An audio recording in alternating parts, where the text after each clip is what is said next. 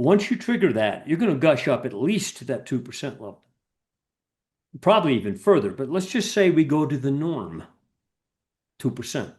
Again, that's nearly a double from where you are now. Well, if gold went dead sideways at 4,000, let's say, and silver went to 2%, you do the math. Okay, $80. If silver goes to its norm, gold goes to its normal eightfold bull trend, and let's say it goes to 8,000, which it's done twice before, remember, in terms of ratio. What's 2% of 8,000? Okay. And then just, cash doesn't grow little money wings and fly away, as we all know. It just moves from one reality into another. And I believe it's going to go into commodities, going back to gold, in its infancy right now. And look, where is the target? My target for gold is 8,000 right now, because I think the Dow could potentially hit 8,000. That could potentially be the floor. The conversation around precious metals has taken on a sharper focus as analysts warn of dramatic moves ahead. Silver, long seen as lagging behind gold, could be on the verge of a breakout. If it simply returns to its historic norm of 2% of the gold price, the metal could soar toward $80 an ounce, even if gold stays steady around $4,000. But if gold continues its long-term bull trend, potentially doubling from here, silver's upside would expand even further, creating a scenario where the gold-to-silver ratio compresses to levels not seen in decades.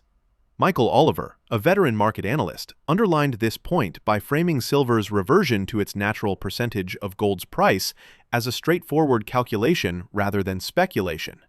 Meanwhile, Gregory Mannarino, known for his work on market cycles and debt dynamics, emphasized that gold remains in its infancy.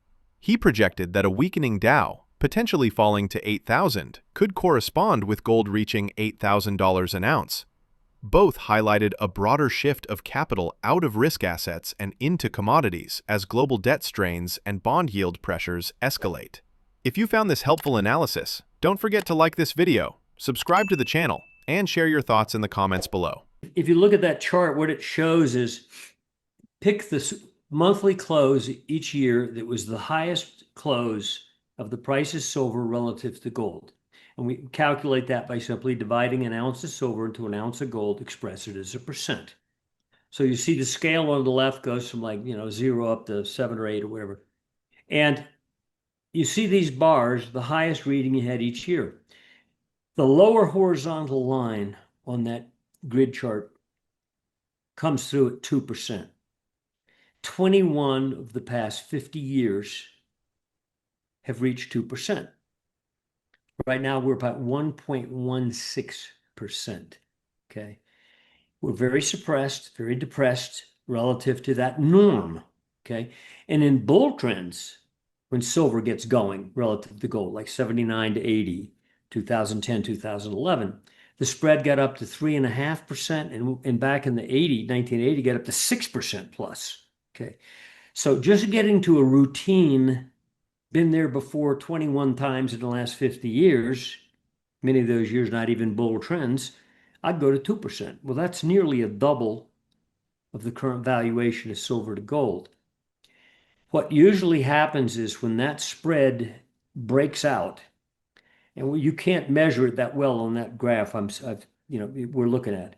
But when we take it down to week action or monthly close to monthly close, and we do an oscillator, a momentum study of the spread, not just looking at the spread,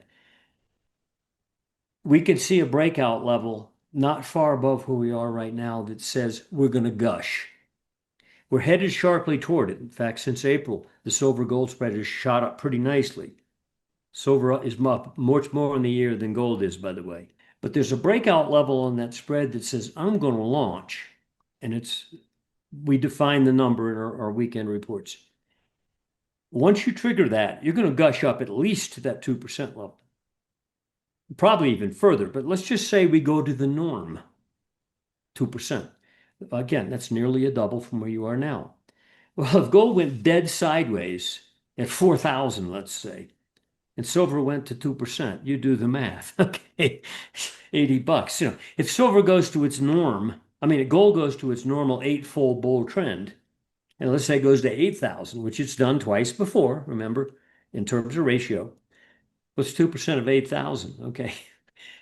Silver is also well below its 2011 high. The miners just took out their 2011 high. GDX, XAU, gold's way above its 2011 high. And even a bloody base metal, copper, is currently trading above its 2011 price high. Is silver going to stay a dog forever, or is it a mistake? And you and I know, being in markets long enough, you'll find markets that get excessively overdone on the upside and are making a mistake, and other markets that get excessively cheap and cheap relative to other assets on the downside and are ignored and ignored until finally they wake up and you say, golly gee, I wish I'd realized that. Whoosh. And silver, our argument is, the technicals argue to us, silver between now and the end of the year, in all likelihood, is going to gush past 50 and be in somewhere in the 60, 70 range. And that's not the top. I'm just saying as the first gush. Ultimately, we're going up to that 2% level. The question is, where's gold going to be? And by the way, whenever that spread breaks out, it never is the case that silver gains versus gold because gold goes down more than silver. It always gains because silver goes up net price more than gold goes up. And whenever that spread breaks out, favoring silver, it's usually an indication of verticality in both metals.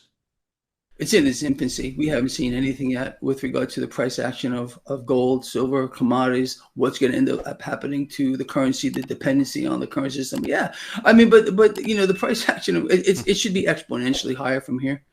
I do believe we're still going to par gold Dow, will par at one point, a 1-to-1 ratio. I've been telling people this for over 10 freaking years.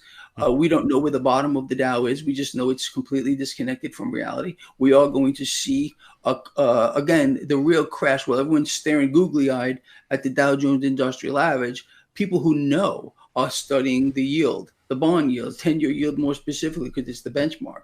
That's the tell. When we see the bond yield start to spike in an uncontrolled fashion, what is it going to do? The polar opposite of what we're seeing now. It's going to cause massive pressure on equities, on stocks. Going to sell off. Everyone runs to the door at the same time, and not everyone's going to get out at the price they want to. They're going to, again, what do people do? When people panic sell, they're willing to take anything for the assets they're holding, even at substantial losses.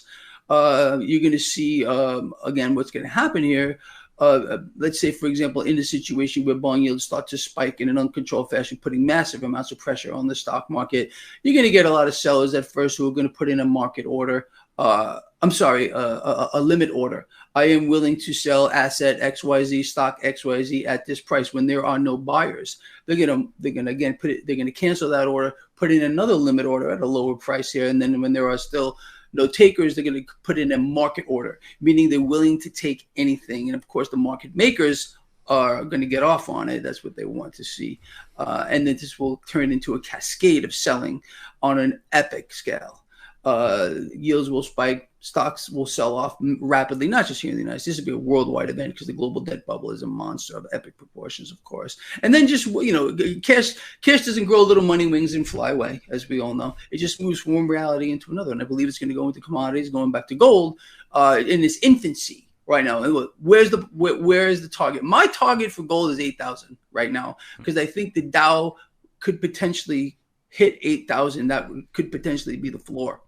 So, again, before we'll see a wave of buyers come in, there'll be a lot of people trying to catch a falling knife on the way down. They're all going to get wiped out, of course, as it's meant to do, especially the retail investor, not the big ones. The 1% and 2%ers, they're going to be out of the market. You're going to have banks like Goldman, of course, betting against the market like they did last time.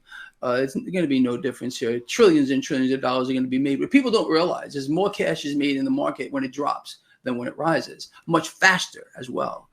But anyway, so I say we get a Dow 8,000, gold 8,000, and potentially a 10-to-1 ratio to silver, at least 15. So this is where we're going to be. And again, but that's not even the bigger problem. The bigger issue isn't that. The bigger issue that we're all going to face is a credit freeze, a lockup of the system, which was happening in 2008. What did they do? They rushed Bernanke in there. Okay, you know what? We need to pump trillions of dollars into the system to free up the credit markets. That's the real issue here. That's why President Trump signed into law in July the stablecoin token, the Genius Act, You can't make it up. It's a backup, and they already know it. I mean, I have to say the most genius thing I've ever seen a politician do in the history of the world was trick his people into believing that we would not have a central bank issue digital currency by, again, the executive order, and then finding a way around it. He knew it was already set up. Privatize the system, but have it run by the Fed. It's a central bank digital currency. Then the stablecoin token being issued by corporations here, they're running the rails, but the Federal Reserve is overseeing the whole thing. It's a central bank digital currency via a mechanism which makes it virtually untouchable, no oversight. At least with the central bank digital currency, in theory, there would be some oversight, but now there's none. I mean, make that up. The signals are clear. The tide is shifting fast, and gold and silver are preparing for their next decisive move. With structural pressures building and traditional markets showing cracks, the setup for precious metals has rarely looked stronger. This isn't a short-term trade. It's a long-term realignment that could redefine wealth protection. Investors who hesitate risk watching the next leg of history unfold from the sidelines, instead of being part of it. Stay informed, stay prepared, and make sure to like, subscribe, and share your thoughts below.